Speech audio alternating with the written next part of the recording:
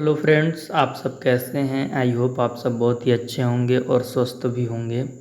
मेरा नाम है ब्रिजेश कुमार और आप देखना शुरू कर चुके हैं कोर्सेस पॉइंट यूट्यूब चैनल, जो कि एमएड एंट्रेंस की तैयारी के लिए जाना जाता है।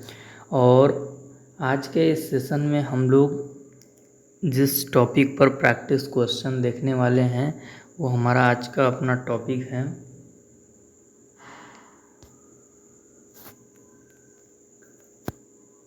16 फैक्टर थियरी ऑफ पर्सनैलिटी, जिसे दिया है रेमंड कटेल ने। तो व्यक्तित्व का 16 कारक सिद्धांत हम पढ़ने वाले हैं, जिसे कि दिया है रेमंड कैटेल ने। ठीक ना। ये जो क्लास है उत्तर प्रदेश की जितनी भी स्टेट यूनिवर्सिटीज़ हैं वो जो एमएड प्रवेश परीक्षा कराती हैं उनके लिए है, और साथ ही साथ CUET PG 2027 के लिए जो एमएड कोर्स के लिए पेपर देंगे, ये क्लास उनके लिए भी है। ठीक ना।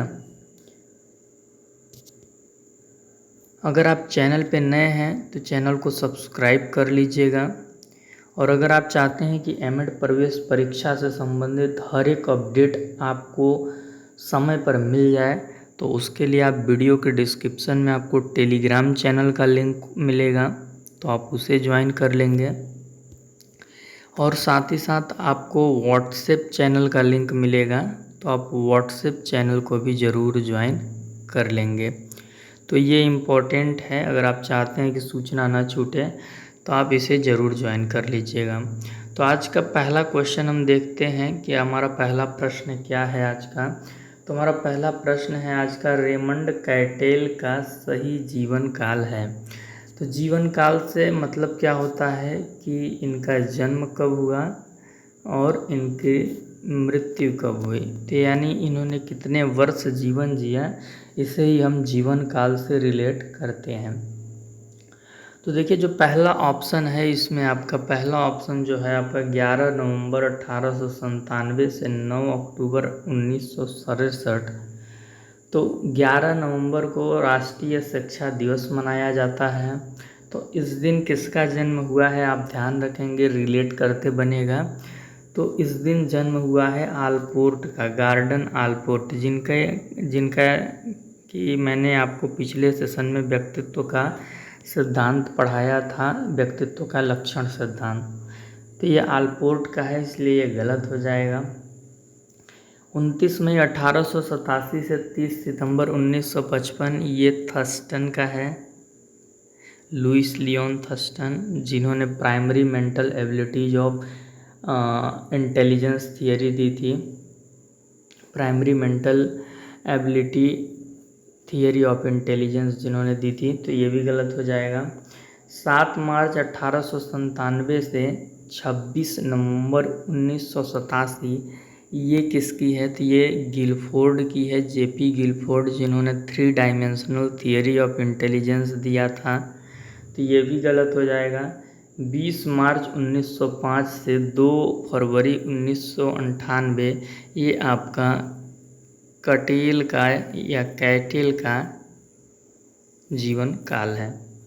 तो आप ध्यान रखेंगे कि 20 मार्च 1905 को इन्होंने जन्म लिया और 2 फरवरी 1998 को इनकी मृत्यु हुई। तो यही इनका सही जीवन काल है।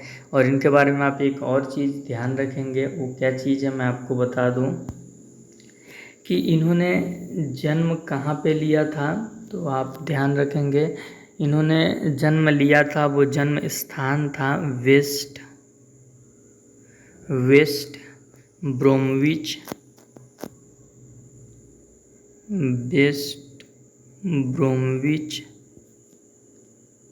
यूनाइटेड किंगडम UK, यानी लंदन में। ठीक ना। और इनकी मृत्यु कहाँ पे हुई थी, वो स्थान कौन सा था मृत्यु का, तो आप वो भी चीज़ अपने दिमाग में रखेंगे। इनकी मृत्यु हुई थी होनोलुलु में। कहाँ?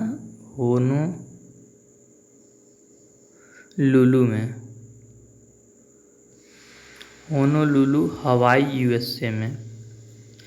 तो इन्होंने जन्म लिया यूनाइटेड किंगडम में, और इनकी जो मृत्यु हुई वो अमेरिका में हुई, ठीक ना, ये चीज़ हम ध्यान रखेंगे।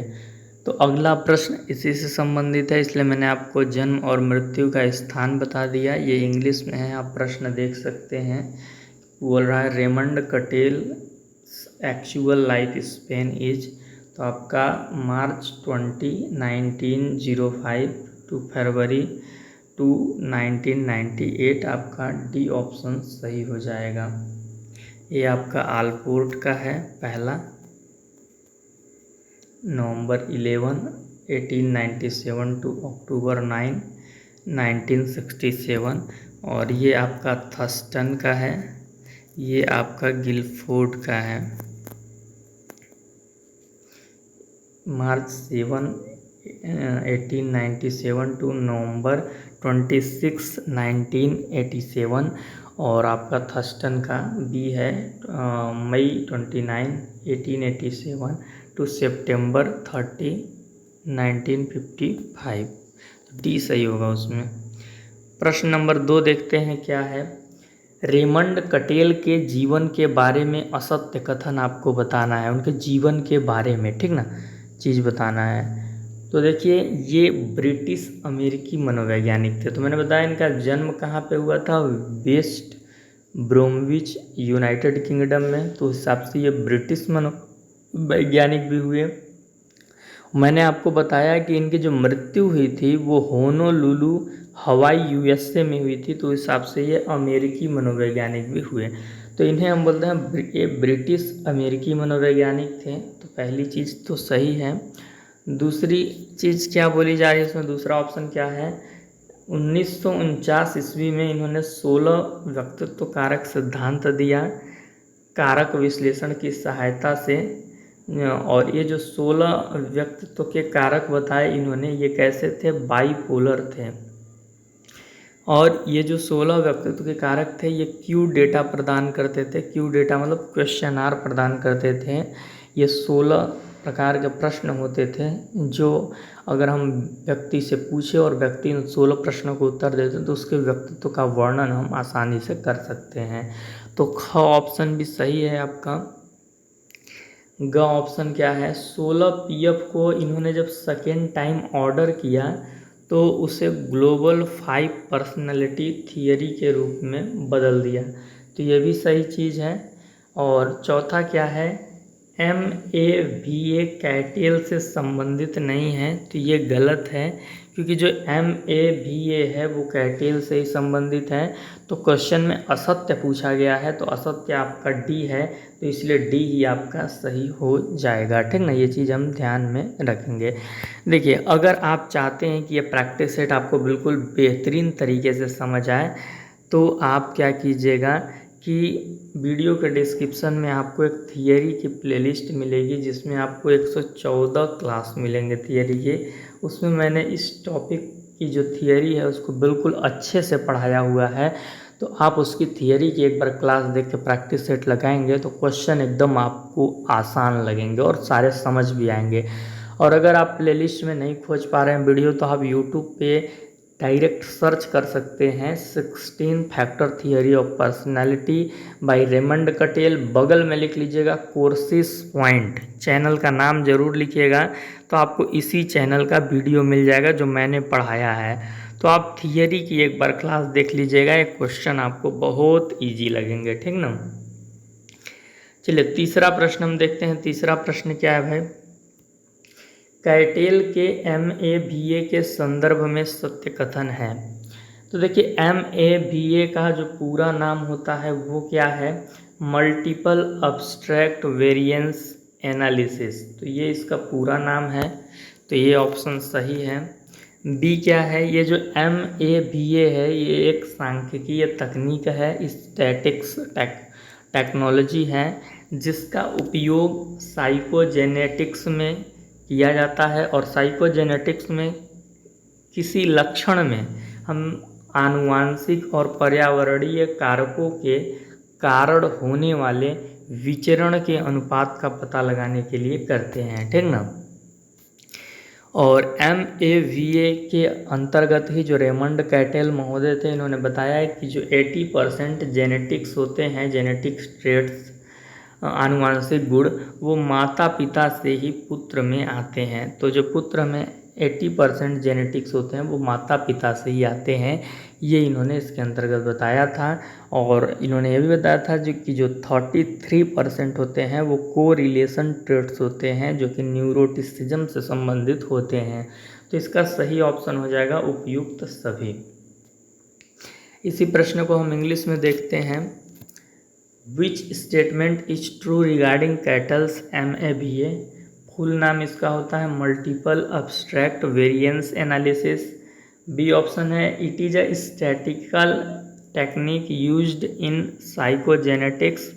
तो ये एक स्टैटिकल टेक्निक है जो साइकोजेनेटिक्स में यूज होती है, और साइकोजेनेटिक्स में भी ये डिटरमाइन करने में यूज होती है कि क्या प्रोपोर्शन है वेरिएंस का जो ट्रेट हैं उनके cause by genetic and environmental factors, कि जो ट्रेट हैं उनके जेनेटिक और इन्वायरमेंटल फैक्टर के पीछे क्या कारण हैं, उनके अनुपात का पता उन जो कारण है उनके कारण जो विचरण हो रहा है उनके अनुपात का पता लगाने के लिए किया जाता है। और इसमें बोला गया कि 80% जो जेनेटिक्स ट्रेट होते हैं वो पास होते हैं पेरेंट के अपने जो उनके पुत्र हैं उनमें। तो आपका ऑप्शन नंबर सी भी सही हो जाएगा। इस प्रकार से इसका आंसर हो जाएगा all of the above, option number D. Question number 4 देखिए क्या बोल रहा है। रेमंड कैटेल ने अपने व्यक्तित्व सिद्धांत में कितने प्रकार के ट्रेट्स की चर्चा की है? तो देखिए रेमंड कैटेल महोदय ने अपने व्यक्तित्व सिद्धांत में दो प्रकार के ट्रेट्स मतलब सीलगुण की चर्चा की है। दो प्रकार के सीलगुण की चर्चा की है, और वो दो प्रकार के सीलगुण कौन से हैं? तो एक सतही या इसे हम ऊपरी सीलगुण के नाम से जानते हैं, और दूसरा मूल या आंतरिक सीलगुण के नाम से जानते हैं। तो इसका सही आंसर आपका हो जाएगा क और ख दोनों, ठीक ना। इसी प्रश्न को हम इंग्लिश में देखते हैं। How many types of traits has Raymond cattail discussed in his personality theory? तो उन्होंने दो प्रकार के ट्रेट्स की डिस्कशन की है, एक सरफेस ट्रेट और दूसरा सोर्स ट्रेट्स। तो आपका आंसर हो जाएगा बोथ ए एंड बी। अब इनके बारे में आपको थोड़ा सा बता देता हूँ। इससे पिछले सेशन में मैंने आपको बताया था कि एक मनोवैज्ञानिक हुए थे जिनका नाम था आलपोर्ट। क्या नाम था? जिनका आलपोर्ट नाम था। और मैंने आपको ये भी बताया था कि जो आलपोर्ट महोदय थे उन्होंने एक सिद्धांत दिया था, व्यक्तित्व का लक्षण सिद्धांत। कौन सा सिद्धांत दिया था? व्यक्तित्व का लक्षण सिद्धांत उन्होंने दिया था। ये चीज़ मैंने आपको पढ़ाया हुआ है पिछले सेशन में कि उन्होंने व्यक्तित्व का लक्षण सिद्धांत दिया था। और व्यक्तित्व का लक्षण सिद्धांत में देने के लिए उन्होंने व्यक्तित्व के लक्षणों को खोजने के लिए 17,953 शब्दों का इजाद किया, यानी 17,953 शब्दों को ढूंढ निकाला था, ठीक ना। तो जो कैटेल महोदय थे उन्होंने बहुत ज़्यादा कुछ नया नहीं किया। उन्होंने जो गार्डन आलपोर्ट महोदय ने जो 17,953 शब्द खोजे थे व्यक्तित्व को बखान करने वाले जो शब्द थे, इन्हीं शब्दों का क्या किया? कारक विश्लेषण किया, फैक्टर एनालिसिस किया। इन्हीं शब्दों का कारक विश्लेषण किया। कौन? कैटेल महोदय ने।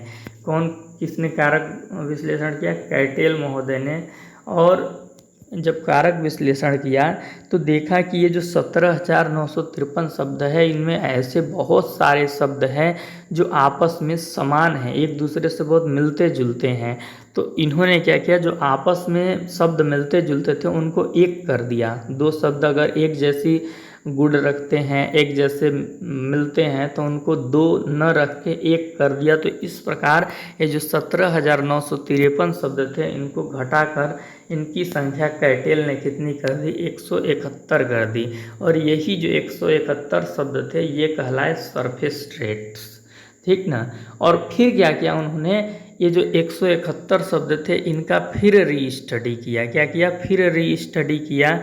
और फिर री स्टडी करने के बाद देखा कि और भी बहुत सारे ऐसे शब्द थे जो फिर एक दूसरे से मिल रहे थे। तो 171 को और घटा के कितना कर दिया? 16 कर दिया। और यही जो 16 ट्रेट्स थे इनको सोर्स ट्रेट बोला गया। और इसी प्रकार इस थियरी का जो नाम पड़ा व्यक्तित्व का 16 कारक सिद्धांत। और इसके बाद भी उन्होंने इन 16 कारकों का भी रीस्टडी किया। फिर जो थियरी का नाम बदला तो उसे बोलते हैं global 5 theory of personality, theory personality of intelligence, ठीक ना। तो उस थियरी को क्या बोलते हैं, जब इन्होंने 16 कारक का भी सेकेंड टाइम ऑर्डर करने का कोशिश किया तो उसको क्या बोलते हैं ग्लोबल 5 थियरी ऑफ पर्सनालिटी, ठीक ना। ये चीज़ आपको ध्यान में रखना है। तो चलिए अगला प्रश्न हम देखते हैं। रेमंड कैटेल के सरफेस ट्रेट्स यानी कि जिसको हम सतही सिलगुड़ बोलते हैं उनके संदर्भ में सत्य कथन है कि सरफेस ट्रेट्स या सतही सिलगुड़ भैया हम किसे बोलते हैं। तो हम देखेंगे कि जो सरफेस ट्रेट्स हैं या सतही सिलगुड़ हैं उनकी संख्या पहले तो कितनी है 171 है और लगभग में ही है, ठीक ना। दिन प्रतिदिन की बात में ये जो ट्रेट्स हैं ये परिलक्षित होते हैं यानी सामने आते हैं। इनकी अभिव्यक्ति बहुत ही स्पष्ट होती है।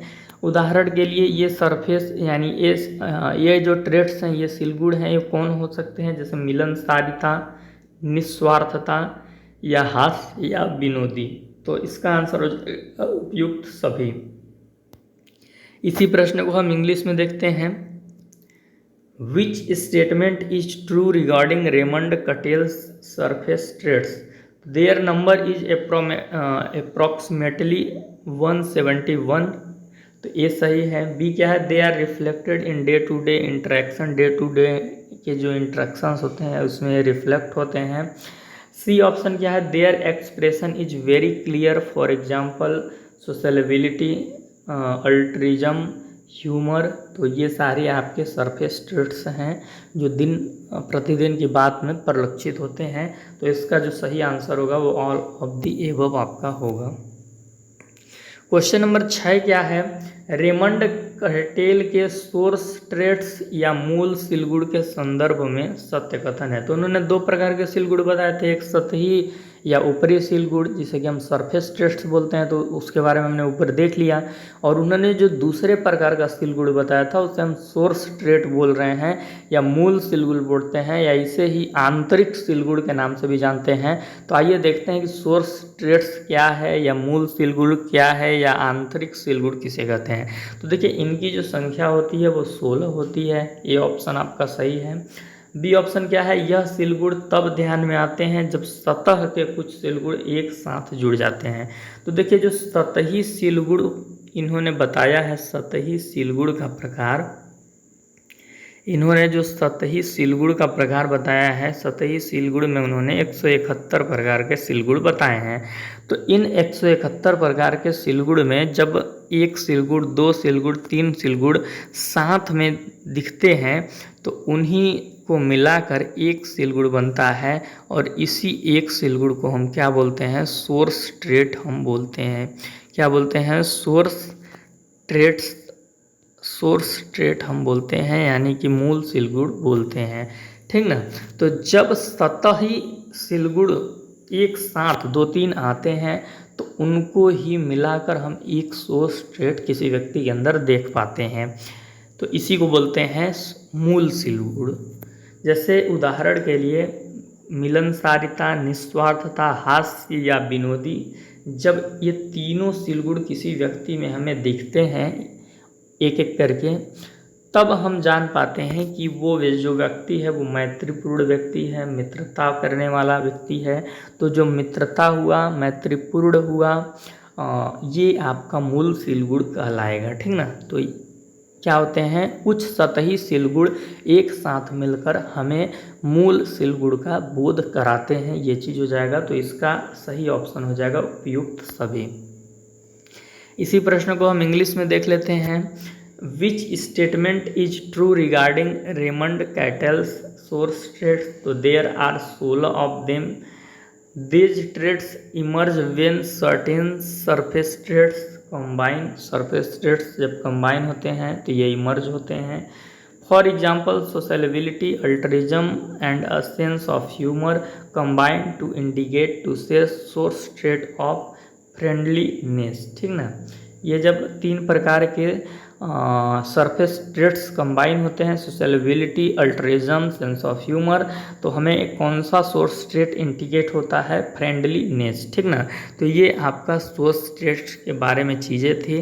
तो इसका सही आंसर हो जाएगा all of the above, option number D will be the right answer. Question number 7 क्या है देखिए, रेमंड कैटेल के 16 सोर्स ट्रेट्स या मूल सील बाई कौन कौन से हैं? व्यक्तित्व के उन्होंने 16 कौन कौन से कारक बताए हैं, ये इम्पोर्टेंट है, इसे आप थोड़ा ध्यान से देख लीजिएगा क्योंकि थियरी इसी के ऊपर बेस्ड है। तो व्यक्तित्व के उन्होंने जो 16 कारक बताए हैं, सबसे पहले तो मैंने आपको क्या बताया था भाई कि ये बाईपोलर हैं। कैसे हैं? बाईपोलर हैं, क्यू डेटा प्रदान करते हैं, ये दो चीज़ बिल्कुल मत भूलिएगा। अब देखिए कि ये कैसे बाईपोलर हैं और किस प्रकार से हमें क्यू डेटा यानी क्वेश्चन डेटा प्रदान करते हैं। तो देखिए इनका जो पहला कारक इन्होंने बताया व्यक्तित्व का, वो क्या था? वार्म, यानी कि कोई व्यक्ति जोशीला हो सकता है, एक जोशीला मतलब कारक बताया। अब जोशीला में भी उन्होंने बाईपोलर यानी दो चीज़ें बताई, एक तो वो रिजर्व्ड हो सकता है, कम जोश उसके अंदर हो सकता है, अपने आप में रहता होगा, और दूसरा आउट गोइंग होगा जो रिजर्व नहीं होगा, बहुत खुल के रहता होगा, सभी से मिलता जुलता होगा। तो ये चीज़ है, उसमें ज़्यादा जोश होगा। तो एक कारक को उन्होंने दो पोल बताए, दो पक्ष बताए। और हम किसी व्यक्ति से बोल सकते हैं कि भाई आप रिजर्व्ड हैं या आउटगोइंग हैं। अगर वो रिजर्व्ड बताता है तो भी उसके व्यक्तित्व को हम डिफाइन कर पाएंगे, आउटगोइंग बताता है तो भी हम उसके व्यक्तित्व को डिफाइन कर पाएंगे। तो किसी व्यक्ति से हम 16 प्रश्न पूछेंगे जो इनके 16 कारक से संबंधित हैं, तो उसके व्यक्तित्व को हम इजीली डिफाइन कर सकते हैं। तो इसलिए जो 16 कारक हैं ये पहले तो बाईपोलर हैं और फिर तो क्यू डेटा हमें प्रदान करते हैं। दूसरा कारक क्या है? इंटेलेक्ट। तो इंटेलेक्ट में भी व्यक्ति दो प्रकार के होते हैं, एक लेस इंटेलेक्ट हो सकते हैं, एक मोर इंटेलेक्ट हो सकते हैं। तीसरा कारक इन्होंने बताया इमोशनल स्टेबिलिटी, भावनात्मक स्थिरता। तो इसमें भी व्यक्ति दो प्रकार के हो सकते हैं, एक तो इमोशनली वीक हो सकते हैं, एक इमोशनली स्टेबल हो सकते हैं। जो चौथा प्रकार का उन्होंने व्यक्तित्व का कारक बताया वो था एग्रेसिवनेस, जिसे हिंदी में हम बोलते हैं मुखरता। तो कोई व्यक्ति बहुत ज़्यादा विनम्र हो सकता है या फिर वो बहुत ज़्यादा मुखर हो सकता है, एग्रेसिव हो सकता है, असर्टिव हो सकता है, ठीक ना। पांचवा जो था वो था लाइवलीनेस, यानी कोई व्यक्ति बहुत जीवंतता उसमें हो सकती है। तो जीवंतता में भी दो प्रकार होते हैं, या तो बहुत सीरियस होगा, कम जीवंतता उसमें होगी, या फिर बहुत ज़्यादा जीवंतता होगी, बहुत मस्त मिजाज खुश मिजाजी व्यक्ति होगा, ठीक ना। जो छठवां व्यक्तित्व का कारक उन्होंने बताया वो है ड्यूटीफुलनेस, जिसे हिंदी में बोलते हैं कर्तव्य परायणता। ये जो सिलगुड था इसके अंतर्गत व्यक्ति दो प्रकार के हो सकते हैं, एक तो डिसरिगार्ड रूल्स की, रूल्स को हमेशा तोड़ता रहे, कर्तव्य परायणता उसमें बिल्कुल ना हो, और दूसरा कि जो कॉन्शियस हो, जो कर्तव्यनिष्ठ हो बिल्कुल, ठीक ना। सातवां जो व्यक्तित्व का कारक उन्होंने बताया वो था सोशल असर्टिवनेस, जिसे हम हिंदी में बोलते हैं सामाजिक मुखरता। इसके भी दो प्रकार होते हैं, एक तो व्यक्ति स्थायी हो सकता है, शर्मीला, और दूसरा व्यक्ति सोशली बोल्ड हो सकता है, सामाजिक रूप से बहादुर हो सकता है। तो इस प्रकार से आप देख रहे हैं कि उनके हर एक व्यक्तित्व के कारक दो पोल हैं। आठवां जो उन्होंने बताया सेंसिटिविटी, जिसे हम हिंदी बोलते हैं संवेदनशीलता। इसके भी दो प्रकार होंगे, एक तो व्यक्ति संवेदनशील नहीं होगा, वो रियल होगा, किसी के मरने में भी जाएगा तो वो बिल्कुल हंस देगा, अपना जो रियल एक्सप्रेशन होगा वो शो कर देगा। और एक व्यक्ति होगा जो संवेदनशील होगा, अगर आप दुख हैं तो वो भी आपके सामने थोड़ा सा दुखी टाइप से ही बिहेव करेगा ताकि आपको अच्छा लगे, तो इसी को बोलते हैं संवेदनशील। जो नौवां उन्होंने व्यक्तित्व का कारक बताया वो विजिलेंस था, सतर्कता। इसके अंदर व्यक्ति दो प्रकार से मिल सकते हैं आपको, एक तो ट्रस्टिंग जो भरोसा करने वाले होते हैं, और एक सस्पिशियस जो कि बहुत शक करने वाले होते हैं। 10वां नंबर पे जो उन्होंने व्यक्तित्व का कारक बताया वो था अब्स्ट्रैक्टनेस, जिसे हिंदी में बोलते हैं अमूर्तता। और इसमें एक तो व्यक्ति प्रैक्टिकल हो सकता है या फिर एक इमेजिनेटिव हो सकता है, जो बहुत कल्पना की दुनिया में घुसा रहता है, बहुत चीज़ें कल्पना करता है। 11 नंबर पे जो उन्होंने व्यक्तित्व का कारक बताया वो था इंट्रोवर्जन, अंतर्मुखी या अंतर्मुखता। इसमें एक तो व्यक्ति बहुत स्पष्टवादी हो सकता है, अंदर से बहुत क्लियर हो सकता है, या फिर वो अंदर से बहुत ज़्यादा चतुर हो सकता है, ठीक ना। तो जो स्पष्टवादी है वो कम इंट्रोवर्जन होगा और जो चतुर है वो ज़्यादा इंट्रोवर्जन होगा, ठीक है ना, अंदर ही अंदर सारी चीज़ें सोच लेता होगा। 12 नंबर पे जो उन्होंने व्यक्तित्व कारक बताया वो था एंजाइटी, जिसे हिंदी में हम बोलते हैं चिंता। तो एक व्यक्ति सिक्योर हो सकता है या फिर व्यक्ति इनसिक्योर हो सकता है, ठीक ना। 13 नंबर पे जो उन्होंने व्यक्तित्व का कारक बताया वो था ओपन माइंडेडनेस। तो इसमें एक तो व्यक्ति कंजर्वेटिव हो सकता है या तो लिबरल हो सकता है। 14 नंबर पे जो उन्होंने व्यक्तित्व का कारक बताया वो था इंडिपेंडेंस। तो इसमें या तो व्यक्ति समूह पे निर्भर हो सकता है या फिर वो स्वयं पे निर्भर हो सकता है। 15 नंबर पे जो उन्होंने व्यक्तित्व का कारक बताया वो था डिसिप्लिन। इसमें व्यक्ति या तो अनडिसिप्लिन्ड हो सकता है या तो कंट्रोल्ड नेचर का हो सकता है। अंतिम जो व्यक्तित्व का कारक उन्होंने बताया वो था टेंशन, जिसे हिंदी में बोलते हैं तनाव। तो एक तो व्यक्ति रिलैक्स हो सकता है यानी कम टेंशन हो सकता है या तो फिर वो ज़्यादा टेंशन में रहेगा। तो हर एक कारक का इन्होंने कम और ज़्यादा विपरीत, ये जो बाइपोलर थे ये एक दूसरे के विपरीत थे। कैसे थे? एक दूसरे के विपरीत, एक पॉजिटिव था तो एक नेगेटिव, इस हिसाब से था, ठीक ना। तो ये चीज़ आप ध्यान में रखेंगे। तो इसका सही आंसर क्या होगा भाई? तो क से लेकर त तक सही हो जाएगा। तो इंग्लिश में मैं नहीं पढ़ता हूँ क्योंकि वही सारी चीज़ें हैं। तो देख लीजिए इंग्लिश यहाँ पे लिखा हुआ है, आप स्क्रीनशॉट ले लीजिएगा और अपने नोट्स में भी आप इंक्लूड कर लीजिएगा, ठीक ना। तो मैं रोक दे रहा हूँ ताकि आप स्क्रीनशॉट ले सकें। तो स्क्रीनशॉट आप इसको ले लीजिएगा। इसका जो इंग्लिश वाला सही आंसर होगा डी होगा। 8वां प्रश्न हम देखते हैं क्या है। रेमंड कैटेल का व्यक्तित्व का 16 कारक सिद्धांत के शैक्षिक नेतार्थ क्या है भाई? तो इससे पहले जो हमने व्यक्तित्व का लक्षण सिद्धांत पढ़ा था गार्डन आलपोर्ट का, और उसमें जो हमने शैक्षिक नेतार्थ देखे थे सेम टू सेम इसके भी शैक्षिक नेतार्थ वही हैं कि भाई शिक्षा जगत को व्यक्तित्व के मापन का एक साधन मिला। 16 प्रकार के क्वेश्चन मिले, प्रश्नों की एक श्रृंखला मिली जो हम किसी व्यक्ति को देकर उससे उसका उत्तर भरने के लिए बोलेंगे और उसका व्यक्तित्व हम फिर जान सकते हैं। तो एक तो साधन मिला, विद्यार्थियों के व्यक्तित्व के गुणों की पहचान हम कर पाएंगे, तो गुणों की पहचान के महत्व मिला, और गुणों की पहचान करने के लिए व्यवहार निरीक्षण विधि का प्रचलन आरंभ हुआ कि हम बच्चे का आकलन कर सकते हैं वो रिजर्व्ड है कि आउटगोइंग है, सिक्योर है कि इनसिक्योर है, रिलैक्स्ड है कि टेंस है, और फिर उसके हिसाब से उसको हम सुधार कर सकते हैं, उसके अंदर इम्प्रूवमेंट कर सकते हैं, चीज़ों को एलिमिनेट करवा सकते हैं, या कुछ चीज़ें अच्छी हैं तो उनको प्रमोट कर सकते हैं।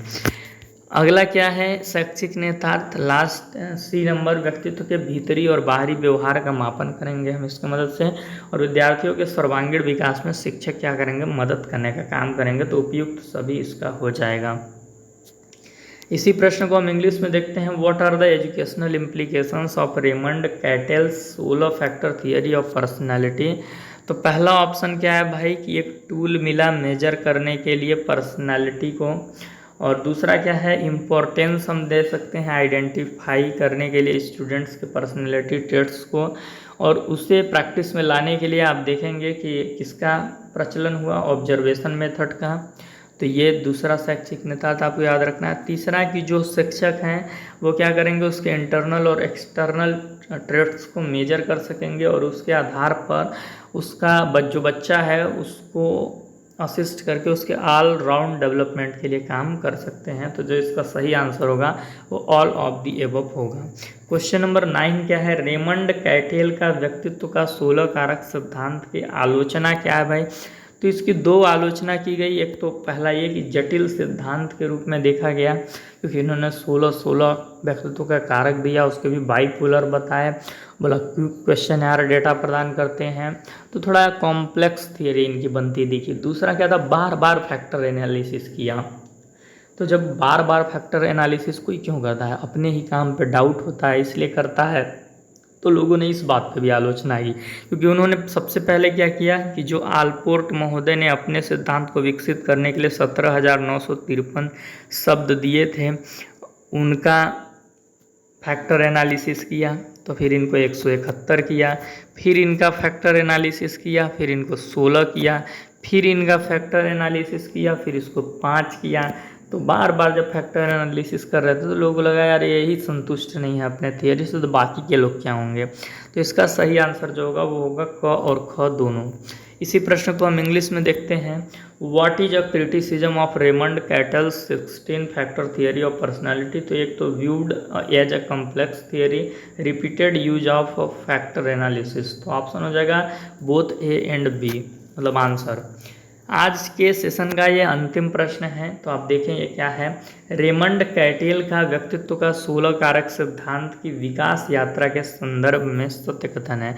भाई इनका 16 व्यक्तित्व का कारक सिद्धांत कैसे विकसित हो पाया, क्या स्टेप्स थे। तो पहला स्टेप्स इन्होंने पहला कार्य क्या किया था कि जो आलपोर्ट की 17,953 सील गुणों की सूची थी उनका कैटेल ने कारक विश्लेषण किया, और जो सीलगुण आपस में समान थे उन्हें एक कर 17,953 सीलगुणों की संख्या घटाकर 171 तक सीमित कर दिया, और यही 171 सीलगुण सरफेस ट्रेट्स कहलाए, यानी सतही सीलगुण या ऊपरी सीलगुण कहलाए। तो ए ऑप्शन आपका सही है। जो बी ऑप्शन क्या है, जब इन्होंने 171 सीलगुण अपने पहचान कर लिए तो इन्होंने फिर भी नहीं माना, उसका भी रीस्टडी किया। तो इसके बाद कैटेल ने 171 सतही सीलगुणों के आपसी संबंध का रीस्टडी किया, और जो सीलगुण एक दूसरे से बहुत अधिक मिल रहे थे उन्हें एक रूप देकर 171 की संख्या को घटाकर 16 कर दिया, और यही सोर्स ट्रेट कहलाए, यानी मूल सीलगुण कहलाए, या जिसे हम आंतरिक सीलगुण कहते हैं वो कहलाए। तो इस प्रकार से उनका व्यक्तित्व का 16 कारक सिद्धांत विकसित हुआ। तो इसका सही आंसर हो जाएगा क और ख दोनों, option number D will be the right answer. इसी प्रश्न को हम इंग्लिश में देख लेते हैं। Which statement is true regarding the development of Raymond Cattell's 16 factor theory of personality. तो इसमें जो पहला ऑप्शन है वो क्या है, Cattell performed a factor analysis on Allport's list of 17,953 traits. He combined traits that were similar to one another, thereby reducing the count from 17,953 to 171 traits that came to be known as surface traits, कि वो surface traits के नाम से जाने गए।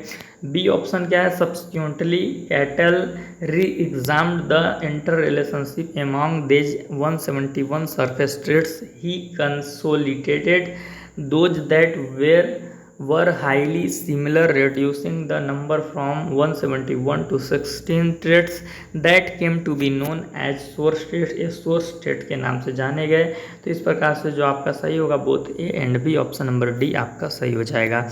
तो comment करके आप बताएंगे कि ये सेशन आपको कैसा लगा, क्या चीज़ें आपको समझ में आ गई, और कहाँ पे समझ नहीं आया वो आप कमेंट करेंगे। मैं रिप्लाई के माध्यम से आपका डाउट क्लियर करने का काम करूँगा।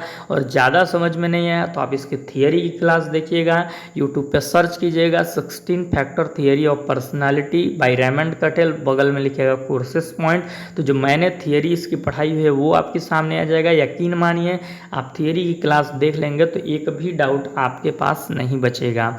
चैनल पे नए होंगे तो फटाफट से सब्सक्राइब कर लीजिए, और वीडियो के डिस्क्रिप्शन में टेलीग्राम चैनल का लिंक मिलेगा, तो टेलीग्राम चैनल को ज्वाइन कर लीजिए। व्हाट्सएप चैनल का लिंक मिलेगा, तो व्हाट्सएप चैनल को भी ज्वाइन कर लीजिए। सेशन को एक बार लाइक कर दीजिए, और जो अन्य एमएड एस्पिरेंट्स जो अन्य एमएड के एस्पिरेंट्स आपके साथी हैं उनके पास सेशन के लिंक को शेयर कर दीजिए। जो हमारी अगली थियरी होगी व्यक्तित्व की वो होगी मैस्लो का आवश्यकता का पदानुक्रम सिद्धांत, Maslow's hierarchy of needs theory of personality. तो मैस्लो का आवश्यकता का पदानुक्रम सिद्धांत हम व्यक्तित्व के संदर्भ में देखेंगे, और उससे संबंधित हम क्वेश्चन लगाने की कोशिश हम करेंगे, ठीक ना। फिर उसके बाद हम आपको एक वीडियो में पर्सनालिटी के जितने सिद्धांत हैं, एक वीडियो में जितने भी 10-20 सिद्धांत हैं सब हम आपको उससे संबंधित क्वेश्चन करा देंगे। फिर हम व्यक्तित्व के परीक्षण पे एक सेशन करेंगे, और जो हमारा साइकोलॉजी वाला पोर्शन है वो पूरा ख़त्म हो जाएगा। फिर इसके बाद हम अगले यूनिट पे चलेंगे, यूनिट नंबर 5 में, और उसमें हम देखेंगे कौन सा टॉपिक है।